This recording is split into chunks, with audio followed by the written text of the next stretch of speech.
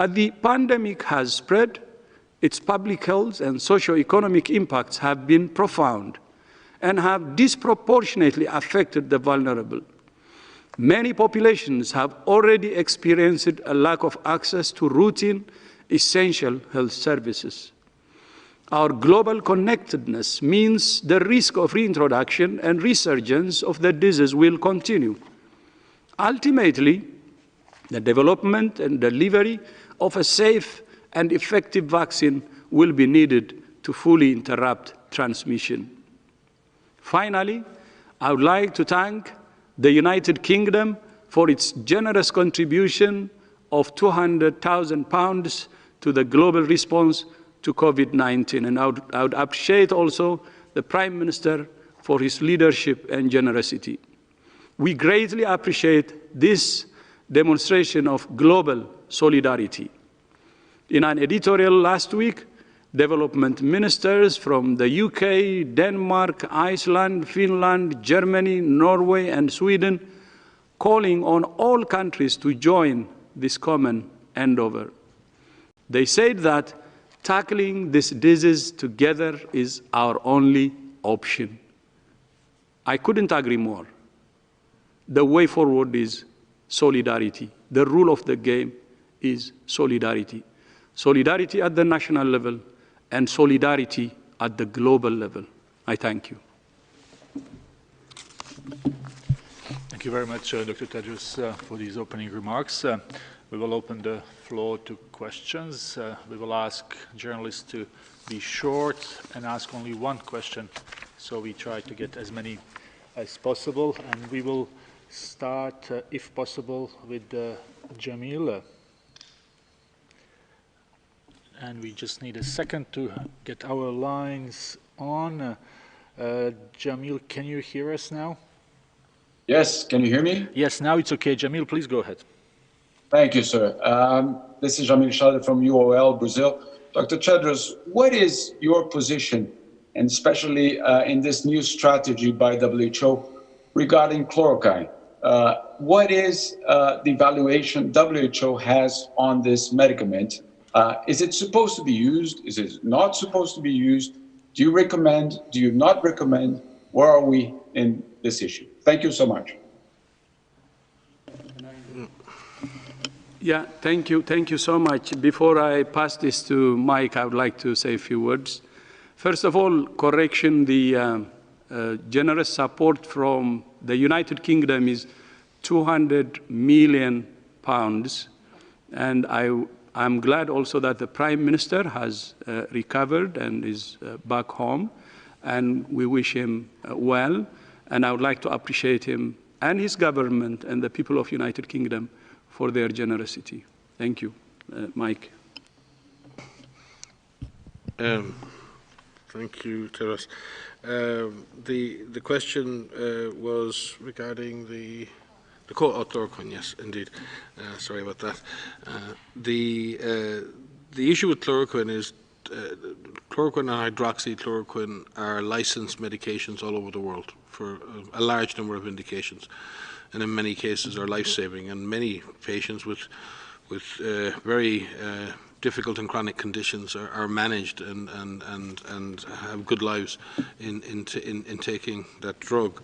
The initial and some initial indications that the drug may have some use in the treatment of coronavirus, of infections, and specifically COVID-19. And in fact, those drugs have been introduced to WHO's collaborations on trials under the Solidarity trials and also under the Discovery trials and other trials all over the world. So the medical and research community are really taking the potential of hydrochloroquine seriously, and chloroquine seriously, and it's currently, as I said, involved in a number of different trials. Some countries have issued guidance to clinicians that allows the clinician, in the case treating a patient, to use hydrochloroquine or chloroquine in an off-label mechanism. That means they may, under the current licensing of the vaccine, choose to use that in the care of a patient with COVID-19. There is no empirical evidence, there is no evidence from randomized controlled trials that it works, and clinicians have also been cautioned to look out for side effects of the drug to ensure that, first, we do no harm.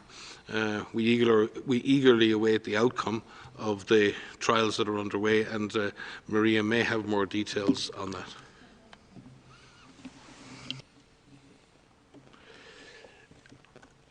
Okay, thank you very much.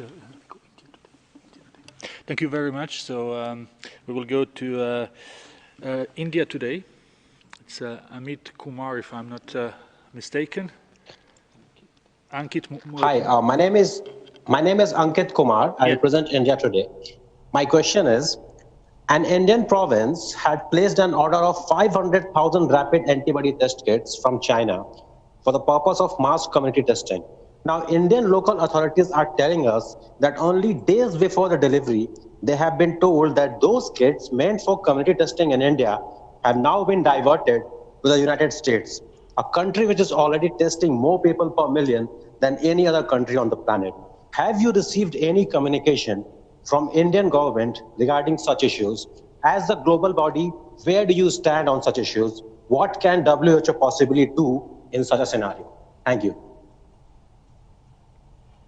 To my knowledge, we've received no such communication on this incident, but there is, in general, around the world, a lot of pressure on supplies of diagnostics, a lot of pressure on supplies of protective equipment and other essential supplies. And it is really important that everyone remains disciplined in this process, and that we don't allow a market that's already failing to fail entirely. Now, in that regard, WHO, and the Director General announced it on Friday, has been working over the last months with other agencies inside the United Nations and other multilateral organizations to create a global supply chain process, a task force that tries to bring together procurement, allocation and supplies around a set of essential products like diagnostics, protective gear, oxygen supplies and ventilators and other important support equipment. We have produced a global catalogue for that equipment and are endeavouring to work with our partner agencies and donors to do bulk purchasing of that material in order to distribute that in a more equitable way around the world. But that doesn't fix the market problem. That could allow us to ensure that all countries get a minimum supply of essential goods or essential supplies, but it in no way can fix what is a global failure in markets and competition between countries, whatever those countries are, or competition within countries, for that matter, for materials, only drives prices up and leaves a situation where people who need stuff may be without it. But I'm not aware of the particular incident that you referred to. And I just would like to add to what Mike said. There is overall a shortage of supplies globally, be it test kits or PPE, and that's why we're trying to do what Mike said, which may not address the shortage. And at the same time, we're working with the private sector and with the International Chamber of Commerce, and around 3 areas. One is to increase production. Second is to address the cross-border trade problems. And third, equitable distribution. So we'll continue working to address the root causes of the supply problems. Thank you very much, Dr. Ryan and Dr. Tedros. We will now go to Reid Wilson from The Hill. Reid, can you hear us? I can. Thank you for taking my question. There are reports that President Trump may cut off funding for WHO this week. What would that do to the agency's budget? How would it impact the response to COVID-19? And can you talk more broadly about the relationship between WHO and the United States? As you know, the United States is actually the largest contributor to WHO. And I have met President Trump a number of times before, starting from 2017. And recently, we had a call conversation 2 weeks ago. And what I know is that he's supportive, and I hope the funding to WHO will continue. And the relationship we have is very good, and we hope that this will continue. Thank you very much. Let's go to Agence France Presse, Nina Larsson. Nina, can you hear us? Yeah. Hi, thank you for taking my question. A lot of people who get sick from COVID-19 appear to show symptoms in waves where they appear to get better only to get sick again.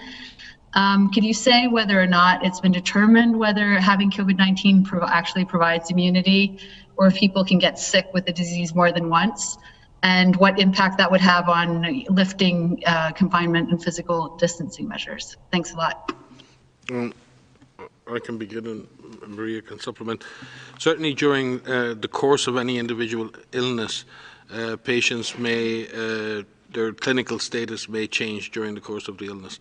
The initial response to the virus can generate very high fevers as the person fights the presence of the virus in the body, and sometimes can appear to get better, and some people might say the fever breaks, but in other situations that process is set up in the lungs, and people can then develop a pneumonia, which then results in a further deterioration. Other patients may have other organ failures that cause them to further deteriorate. Underlying conditions may come into play. So a patient's clinical status during the course of an illness can change right the way through the illness, depending on what is dominating their symptoms at that time. The virus, the immune response to the virus, the situation of the lungs, and then other underlying conditions that may make things worse. So seeing variations during infection is not unusual. With regards to recovery and then reinfection, I believe we do not have the answers to that. That is an unknown.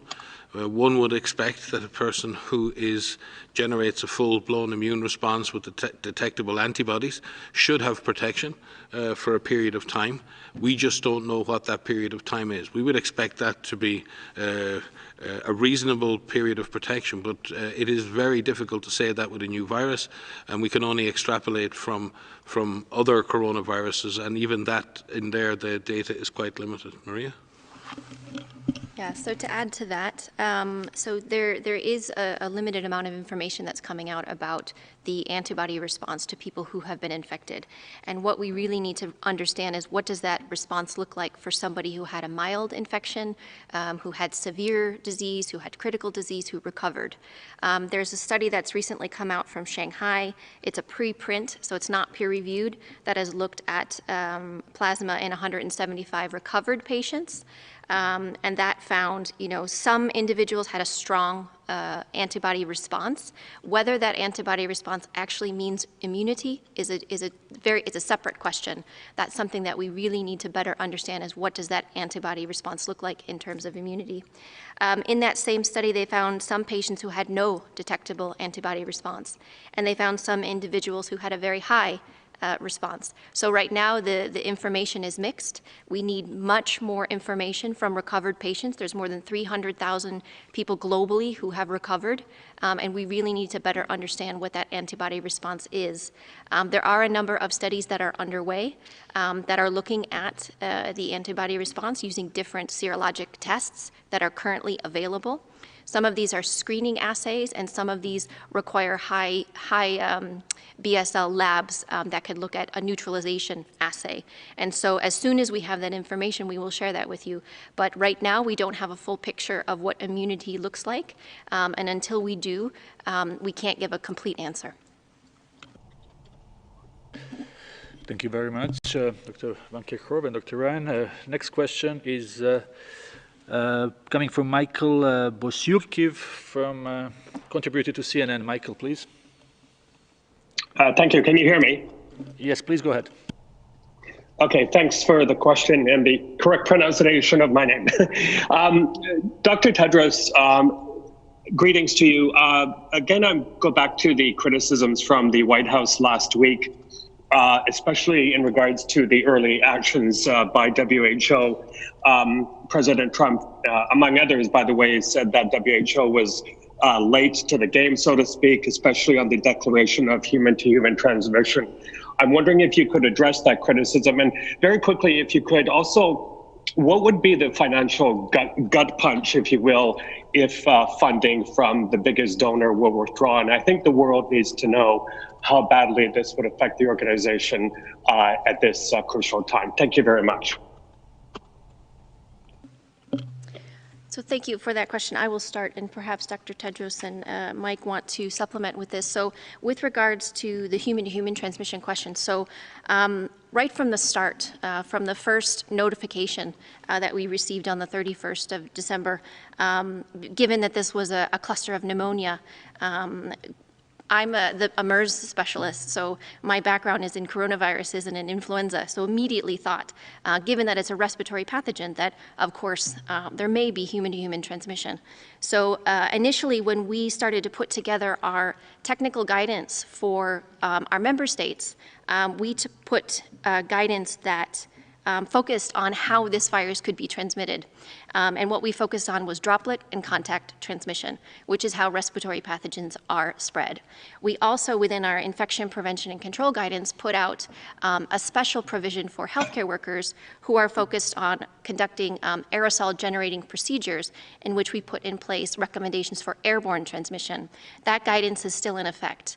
The guidance that we put up was on the 10th of January. It was the 10th and the 11th of January because there were 5 or 6 technical guidance materials that were actually put up on the web, which were open to everyone.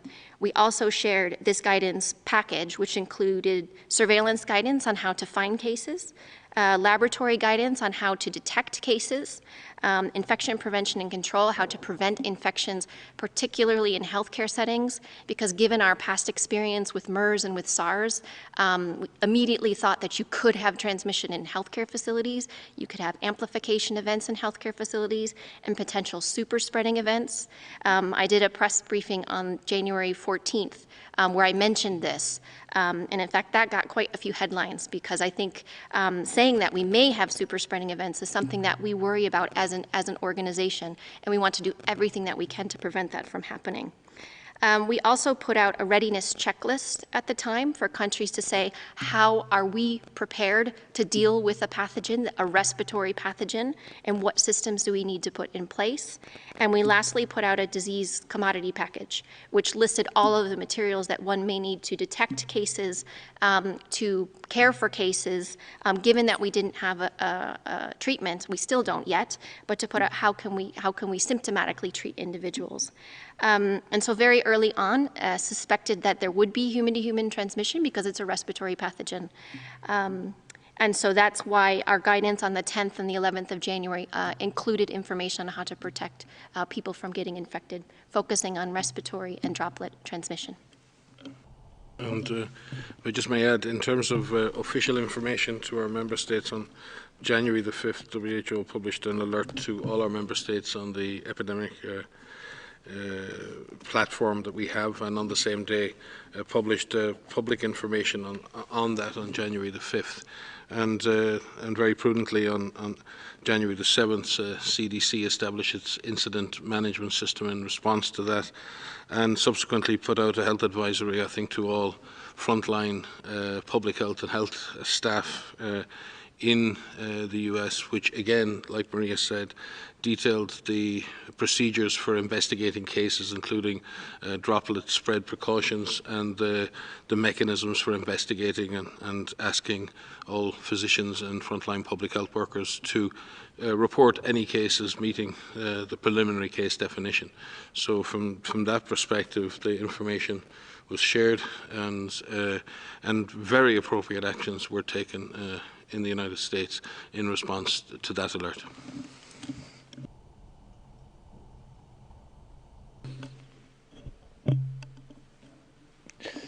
Thank you very much. Hope this answers the question. We go now to Kimberly from Time. Kimberly, can you hear us? We will try one more time. Kimberly from Time. I'm here. Thank you for taking my call. Apologies for my inept action with Zoom. I wanted to ask whether China has yet given the WHO the DNA samples from the original outbreak, as well as explained on what date it concluded that there was indeed human-to-human transmission. And also, has it done enough in terms of virus sharing as of today? And what assurances has it given you that it will share in the future? I can start. And so I believe, I have to go back at the timeline, but I believe there were some suggestions of human-to-human transmission in mid-January. And with regards to virus sharing, I know your question was about China, but in terms of the development of diagnostics, the development of therapeutics and vaccines, it's really imperative that viruses are shared by all countries that have access to these samples. And given the fact that it has transmitted to a number of countries, we support the sharing of these samples to other labs so that those diagnostics, those vaccines, those therapeutics can be developed. The sequence itself of the virus was shared on the 12th, if I remember correctly. And because that happened, we had PCR assays that were rapidly developed and shared globally. I believe we posted the first PCR assay on our website on the 14th of January. And so because of that, a lot of labs were able to develop PCR assays, and so detection globally could happen very, very quickly. Thank you very much. Next question is Peng Hui, People's Daily. Can you hear us? Yes, can you hear me? Yes, please go ahead. Oh, thank you for taking my question. There is a positive signal about Europe, the DG said last week. So how do you assess the current situation in Europe? Do you expect the turning point coming in 1 or 2 weeks for most European countries? Obviously, we all dearly hope that is the case, and we've certainly seen a stabilization in a number of countries in the direction of travel of the epidemic curve, and the intensity of increase has stabilized. And some countries have actually begun to see a pretty consistent drop, first in the number of hospital admissions, but then we should start to see that follow through. Deaths take a little bit longer to drop because many people are in hospital already, and some unfortunately may die. So we look at the number of confirmed cases and we look at the number of hospitalizations as the first indicator that things may be stabilizing. And we're certainly seeing that, and it's with great credit to people all over the world, and particularly in some badly affected European countries, that they've stuck with the task of physical distancing and stay-at-home orders, and that's taken the pressure out of the epidemic. But by no means does that mean that it's over. Now is the time for vigilance. Now is the time to double down. Now is the time to be very, very careful. And that does not mean that countries cannot begin to create an exit strategy. It doesn't mean that countries shouldn't be actively planning to do that. But as the Director General said, there are, in that sense, there are things that need to be done. You can't replace lockdown with nothing. You must replace lockdown with a very deeply educated, committed, empowered and engaged community. We are going to have to change our behaviours for the foreseeable future. And we've seen a huge embracement of that by people. And in the vast majority of cases, that has not needed to be enforced. The vast majority of citizens are doing what they can for themselves and to protect others. But we are going to have those adapted behaviours in terms of personal hygiene, physical distancing, being careful for a long time. So the base of moving out of lockdown is communities on the alert, communities aware of the risks, and communities taking action, continuing to take action to protect themselves and others. That needs to be backed up with the way of finding the virus. At the moment, everybody is suffering because everyone has to be separated. That's because countries don't know exactly where the virus is. The only way to get out of this is to find the virus. The only way we find the virus is to identify those people who may be infected and test and isolate, find contacts and quarantine contacts. And that is, in a sense, community empowerment, community involvement, and public health intervention through the use of case finding, isolation, contact and quarantine is the alternative to having lockdown and having a health system that's capable of absorbing any increase in cases. We need to continue that strength in the health system. It's incredible how health systems have adapted and how hospitals have expanded, how they've done amazing things, absolutely incredible things over the last number of months. And they have saved many, many lives. But we're going to have to sustain that capacity. And health workers are going to have to continue to have protective equipment, and we're going to have to continue to have intensive care beds on standby, because as we come out of these lockdown situations, we may see a jump back up in cases, and we don't want to lurch from lockdown to nothing to lockdown to nothing. We need to have a much more stable exit strategy that allows us to move carefully and persistently away from lockdown. And the only way to do that is to have fully empowered communities and a fully activated public health architecture and a strengthened health system. Small addition to that to say it's really important that the lifting of these measures doesn't happen all at once all over Europe. And we completely understand we're in the same situation, the desire to want to release those and get people back to work and kids back to school and all of that. But it's really important that it's not done all at once. Because if the systems are not in place that has just been outlined, if the systems to identify where the virus is, to isolate cases, to find the contacts, to treat the cases, to have the beds free to actually care for patients, then you're going to be overwhelmed again. So what could happen is if they're lifted in certain strategic areas, maybe where there's lower incidence, and if that can happen slowly, then the system can divert where it needs to go to be able to quickly identify those cases, while other parts of the country may still have those restrictive measures in place. But it does have to happen slowly. It does have to happen in a very controlled manner, and it is important that the community understands this, because it may be a little bit longer that you have to remain at home, or you have to work from home, or schools may need to be closed. But again, this is temporary. I know it seems like a long time now, but it is temporary. So not lifting all at once is very critical so that we can get people back to work, get these economies going back again as quickly as possible. Thank you very much. Now we will go to Morocco. Mr. Mohamed Ashari from Morocco Media News. Mr. Mohamed, can you hear us? We will try to establish the line with Mohamed from Morocco. Can you hear us? Yes, I do. Please go ahead. Can you hear me? Yes? Yes, we can hear you very well. Please go ahead. Okay, thank you very much. Thank you very much for giving me a chance to say my questions. Actually, I'm talking especially about Morocco. Please, could you tell us how fast we going, towards this pandemic, and how if we slow or fast towards this pandemic, and also to stop and to slow the cases, especially I'm talking about Morocco as an example. Thank you very much. Thank you very much, Mohammed. The line was not the best, but we understood that the question is about situation in Morocco.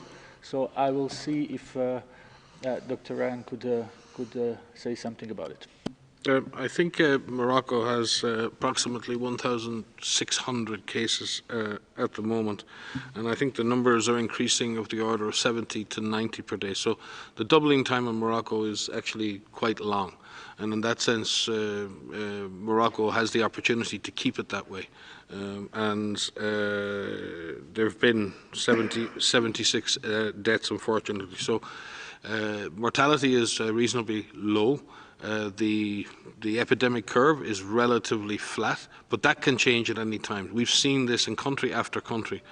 Countries go along with a small number of cases, and then it reaches a certain point and that curve takes off.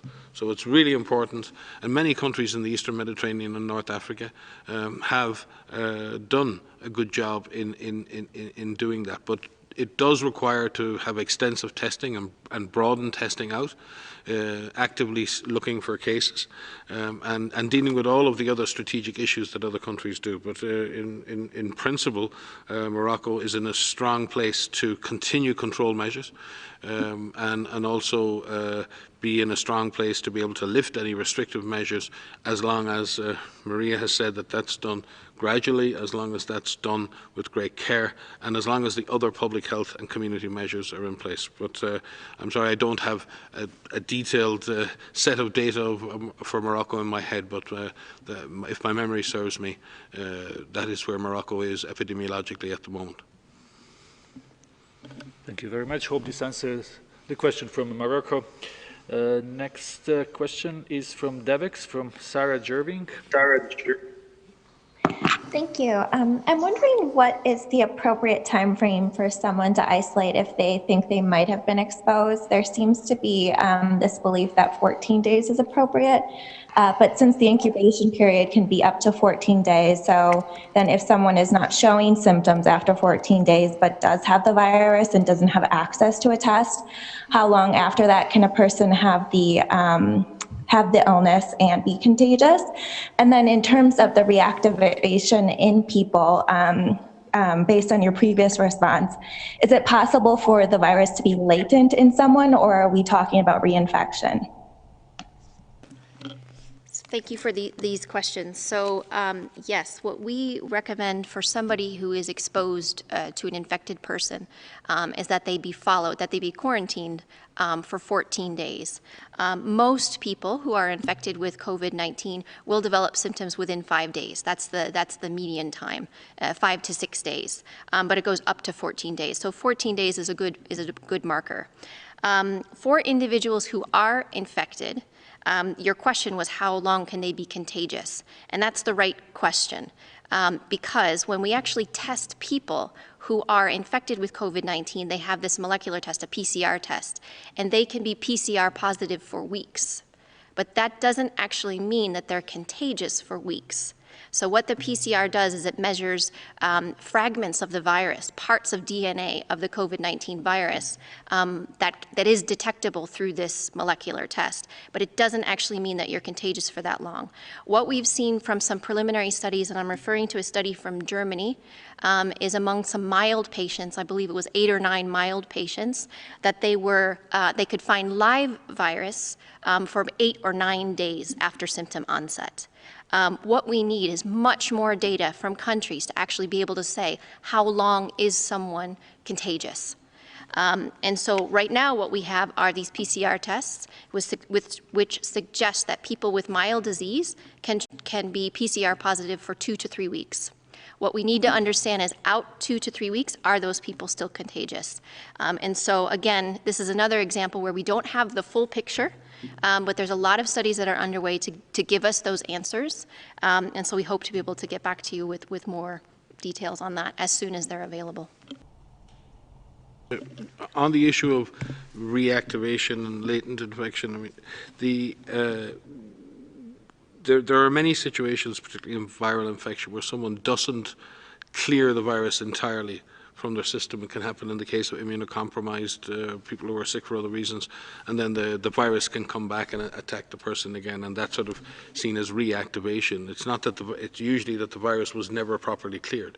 There are other situations where someone clears the virus but develops a secondary infection, a secondary bacterial infection, often in influenza, for example. It's not the influenza infection that causes the problem. It's very often the secondary bacterial pneumonia.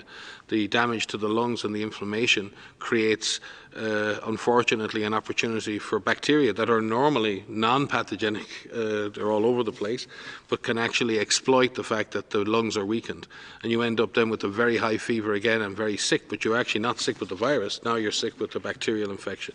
So there are many reasons why we might see reactivation of infection, either with the same infection or with another infectious agent.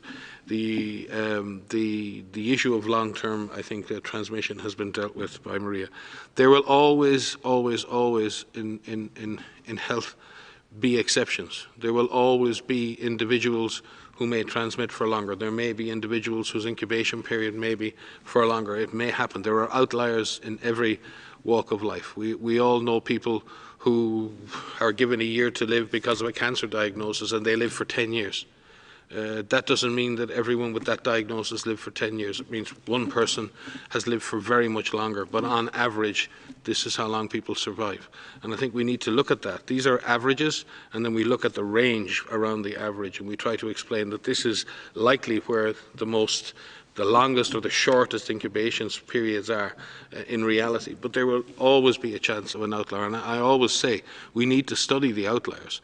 We need to study those who transmit for longer. We need to study those who have don't clear the infection properly, because these are very significant events. But we also have to be able to make good public health policy, and we have to try and make the best possible estimates of what is a reasonable incubation period that incorporates the vast majority of people, and reasonable transmission periods that incorporate the vast majority of people, and at the same time look at outliers, examine them, why they're occurring. And that is the work of science, and in the end, you've got to translate science into policy. You've got to translate all of that data into a rational policy that can be implemented for public good. Our policy actually is. It may be helpful. And this is based on the science that we have. So what the WHO recommendations are is for someone who tests positive for COVID-19 with a PCR test, what we recommend is to be released from either hospital or from home isolation is that their symptoms resolve and they have 2 negative PCR tests 24 hours apart. Now, we realize that they may be difficult in many situations where lab testing may be challenged for one reason or another. So in situations where tests are not available, if you have someone that's home that's a suspect case, that's a probable case and couldn't get tested, what we recommend right now is that those individuals are in home isolation if they can't be isolated in a medical facility until their symptoms resolve, plus an additional 14 days. Now, what we're trying to do right now is look at that 14-day extra period to see if that's something that can be reduced based on available data. Thank you very much. We have time for maybe another 1 or 2 questions. So let's go to Guatemala now, to Grecia Ortiz from Diario La Hora. Grecia, can you hear us? Yes, this is a question for Dr. Tedros. Many countries make the use of masks mandatory, including Guatemala. But what other measures must accompany their use, and what are the measures that you, as the WHO, consider vital or important?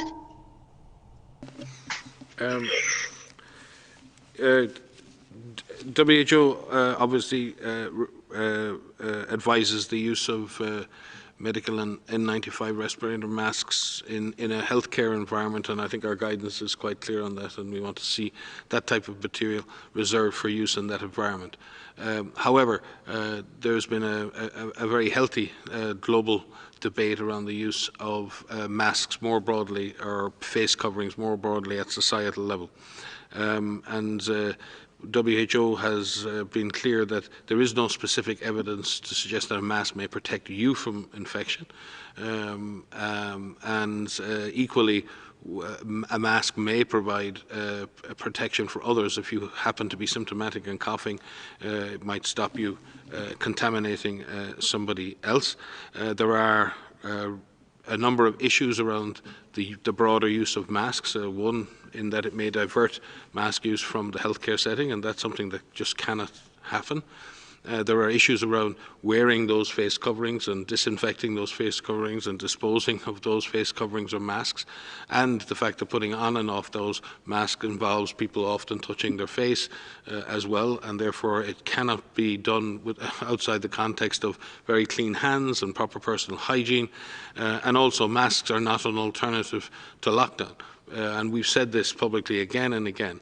WHO will support countries who wish to implement a more broad-based strategy of mask wearing or face covering wearing on a broader basis, as long as it's part of a comprehensive strategy, as long as it's linked to the things we said before: community education, personal hygiene, a strategy to find, test and isolate cases.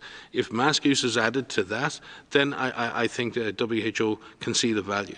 But if mask use is used as an alternative to those public health strategies, if it's used as a reason not to do those other things, then we believe that is the kind of policy that's counterproductive. So we see mask use in the broader context of a comprehensive strategy, and in that sense we'll support member states who wish to introduce that, as long as it does not take masks out of the healthcare environment, and people know how to wear them, know how to dispose of them, and are doing all the other things that they need to do. Maria? Just to add, with the comprehensive strategy that Mike just mentioned, it includes also physical distancing, it includes hand hygiene, it includes respiratory etiquette, it includes staying home if you're unwell, it includes cases being isolated, confirmed cases being isolated, it includes contacts being in quarantine, and it includes following, the directives of the national governments if there are stay-at-home orders in place, and of course, overall having an empowered community to know what they can do to protect themselves and their families. So, as Mike has said, it's part of a comprehensive approach. It cannot be used alone. But we support governments in making these decisions, and in our recent updated guidance, we've put some considerations that they may take into account when making these decisions. For example, if physical distancing is not possible in certain communities or certain populations, perhaps the use of a face covering or a non-medical mask may be useful there. And so we, like Mike says, we support these decisions being made, but as part of a comprehensive approach. And if I could just supplement, one of the consequences we really don't want to see happen as lockdowns are eased, there'll be, there is huge pressure on people to go back to work, to go back to school, to participate in daily life. I don't want to be the person at home with a fever and with a job to go to, where I can make a calculation that instead of picking up the phone and phoning my health provider or phoning the public health authorities and asking for a test and a diagnosis, that I think that putting a mask on is an adequate response to that situation. And that is something we really have to be careful about. You may be inadvertently sick, you may not know, but it's something we have to think about very, very carefully. And that's why everything we do in public health or in policy affects something else. So the pressures on people to go back to work are going to be very strong and very appropriate. But we don't want people having to make difficult choices and in some way think that putting a mask on is the same as staying home and reporting the fact that you're sick to authorities. Thank you very much. Let's see if we can take one more question. Stephanie from Reuters. Stephanie, can you hear us? Yes. Please go ahead, Stephanie. Yes. Thank you. Can you hear me? Yes, please go ahead. Okay, thank you. Regarding Yemen, please, I wondered what kind of data you're getting from Yemen. There was a case reported on Friday in Hadramaut in the south. I wondered what you're getting in terms of information on contact tracing. It appears that the neighboring provinces have closed the borders. So I wondered if you've had any suspect cases anywhere else in the cities of Yemen, Aden or Sana'a or Sada. And what sort of capacity does Yemen have or not have in terms of hospital beds, medical professionals, etc.?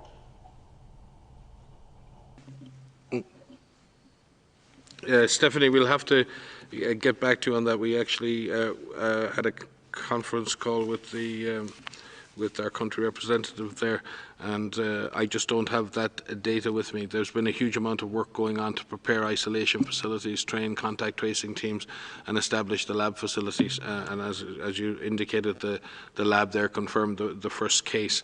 What I don't have is the number of suspect cases that have been detected. We only have the confirmed number here at global level, but we will certainly get that. Your concern, though, is correct. The situation in Yemen has a collapsed health system, a very fractured health system, and a hugely vulnerable population.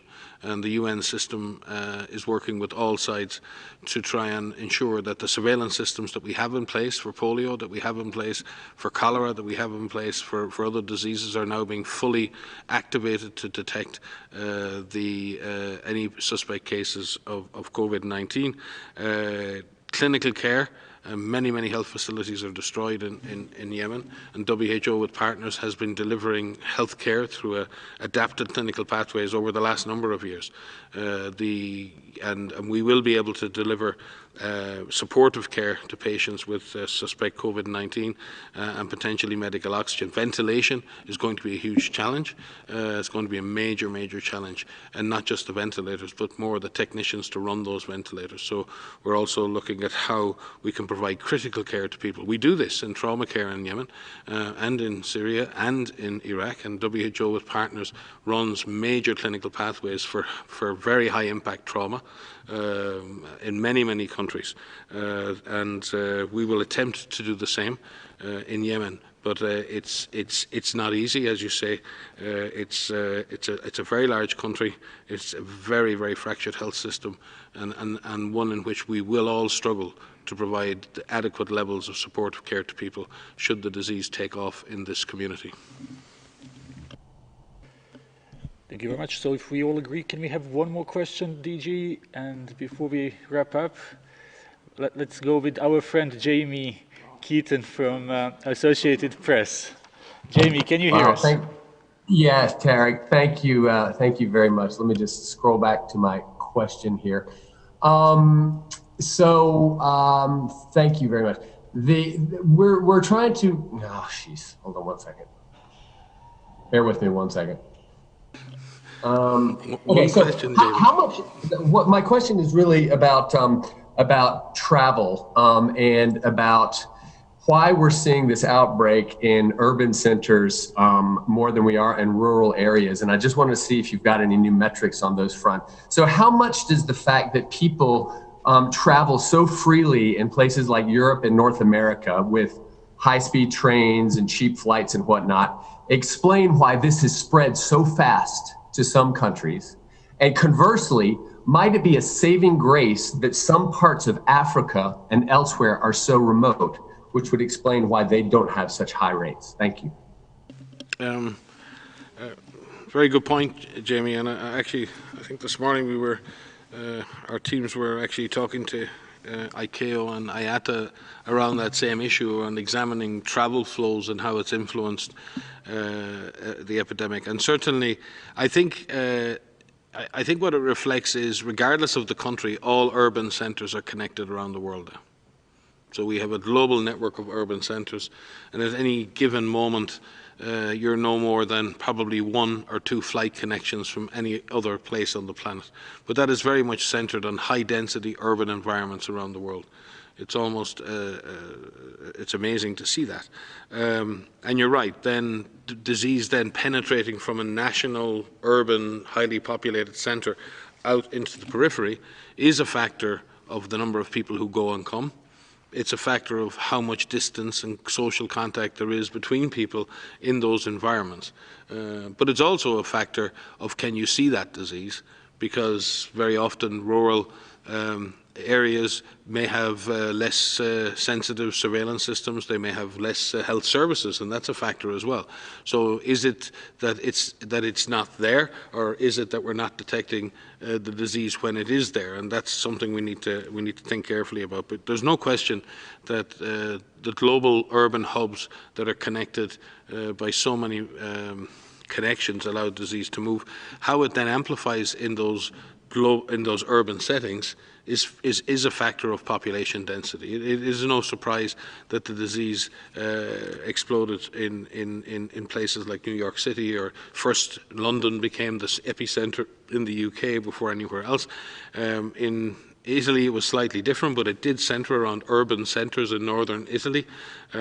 I think it was the same with in Spain and in other places. So yes, you are correct, and it does mean for the future that we really do need to look at urban health and public health in urban areas, and surveillance and containment in urban areas. Again, I've been positively surprised in many ways in that it's been incredible to see how urban populations have actually complied with and bought in to measures that you would not imagine people in urban settings would normally buy into. The idea that people in some of the most cosmopolitan cities in the world have really stayed at home, to me, is a credit, because you would have imagined that would have been much more difficult.